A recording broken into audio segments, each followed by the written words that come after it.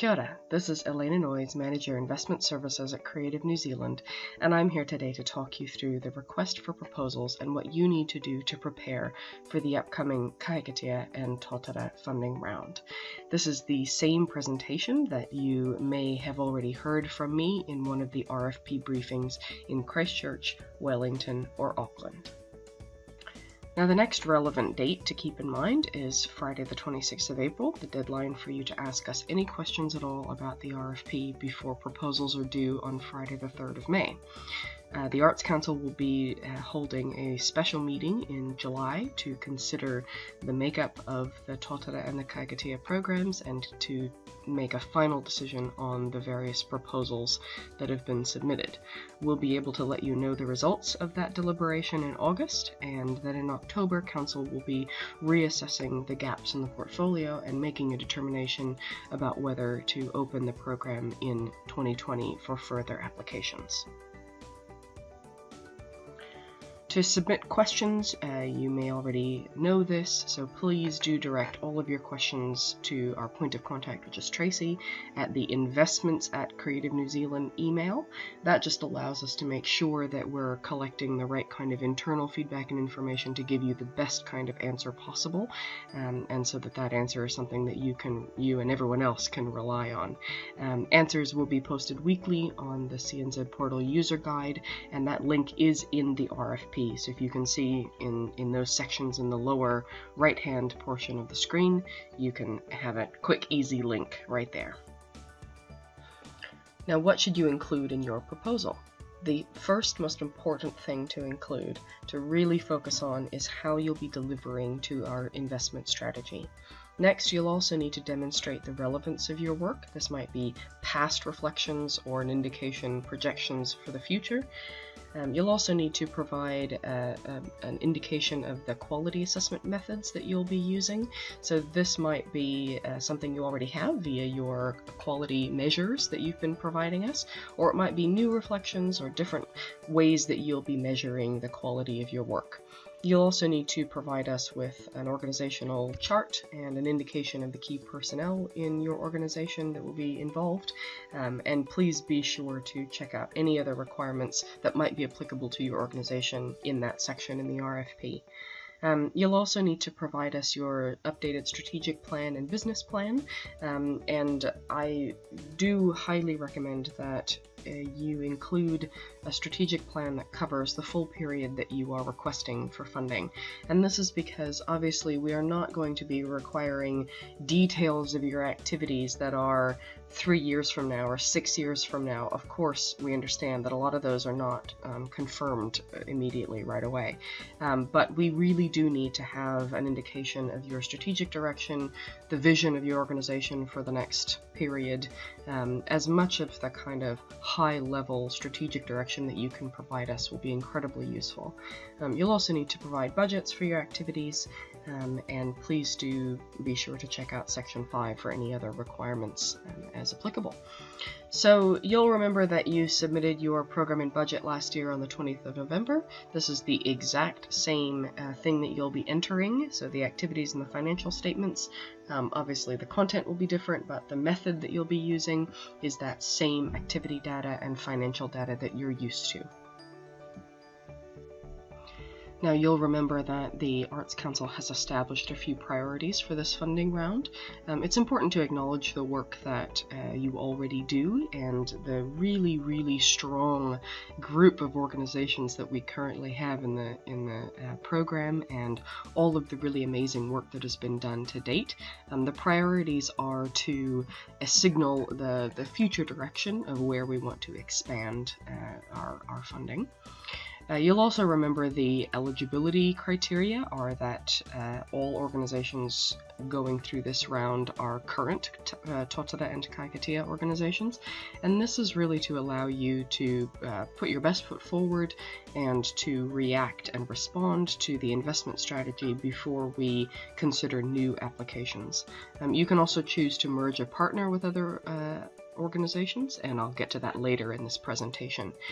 We also wanted to emphasize that organizations can move between programs. So you can move between Tōtara and Kahikatea, Kahikatea to Tōtara. It really depends on what will suit your next few years in terms of the funding and the requirements between the different programs. So I'll get into the differences later, but really encourage you to take a good look at which program might suit your organization in the future. What is the difference between Kahikatea and Tōtara? Well, if you are making a proposal to the Kahikatea program, then you will need to demonstrate that you will deliver to at least one outcome under at least one feature of the investment strategy, and we would be able to provide 2 or 3 years of funding. If you are making a proposal to the Tōtara program, you will need to demonstrate delivery to all 3 of the features, at least one outcome under each of those features, and we might be able to provide 6 years of funding. Tōtara still have funding formula. We have 6 reimagined funding formula categories, and Kahikatea does not have any funding formula. You can see the categories here on the screen, and these are based on the revenue generation potential of each of the types of business model or organization that you see. If you have any questions, please do let us know about this. We do calculate the revenue as the average of the past 3 years of audited accounts. Kahikatea has been split into 2 different funding bands, so we do have quite a few organizations that are currently receiving less than $75,000 per year as a total amount, and so if you are proposing less than that amount, then you will not be required to submit your organizational documents, your strategic plan, business plan, or financial statements. If you are requesting over that amount per annum, then you will need to provide us with that information. I won't get into the details of the fact that we don't duplicate support.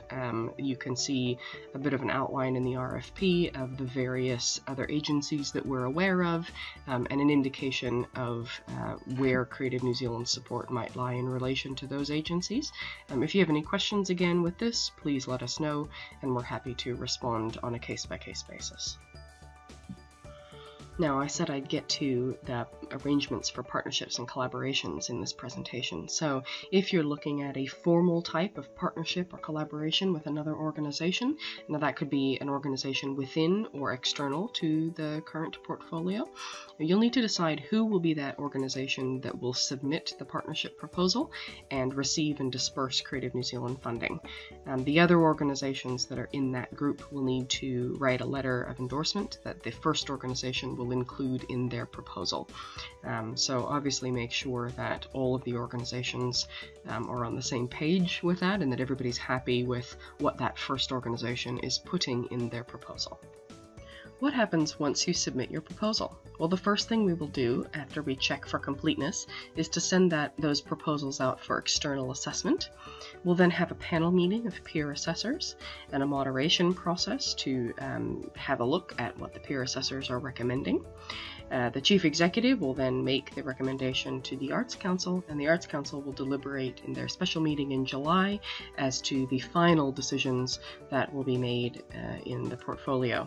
We'll be able to notify you in August, like I previously said, and following that, then successful organizations will start the contracting process.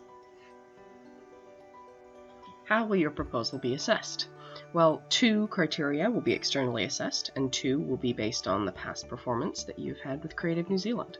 So quality and alignment to strategy will be assessed by our external peer assessors, and financial health and organizational health will be calculated based on your previous ratings from the past 4 reporting periods that you've reported to us.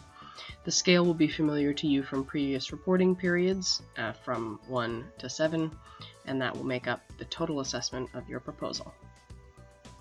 If your proposal includes an activity that relates to any of the guidelines on this screen, then please do have a look on sections 5 and 6 of the RFP. There might be some specific guidelines like the need for certain types of letters of support or a certain cap on the amount you can request for certain activities, things like that.